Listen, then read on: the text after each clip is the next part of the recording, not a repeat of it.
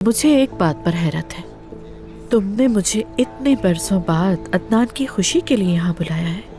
मतलब मैंने तुम्हारा ऐसा रूप पहले कभी नहीं देखा।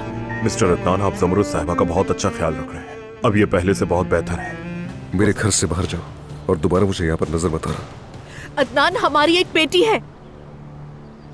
क्या मैंने उसे झूठ बोलते पहले नहीं पकड़ा था? आपको याद तो होगा इस बात का। हम दानिया की बात कर रहे हैं कि आप उसे अच्छी तरह नहीं जानते। याद है ना तुम्हें कितनी मुश्किल से उससे जान छुड़ाई थी हमने। वो औरत ज़मरुद से भी बदतर है।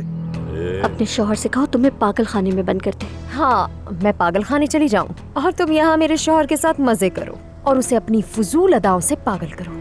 ना तो कभी मैं, ना ही मेरी बेटियाँ इस घर से एक पल के लिए भी निकलेंगी। याद रखना मेरी बात। जब वो पैदा हुई थी तो मुझे लगा मैं अकेली हो गई हूँ, उससे अच्छी जिंदगी नहीं दे सकूंगी, तो सोचा उसे मैं किसी और खानदान में दे दूं। इसलिए मैंने कहा उसके बाबा, क्योंकि रिकॉर्ड में यही दर्ज है।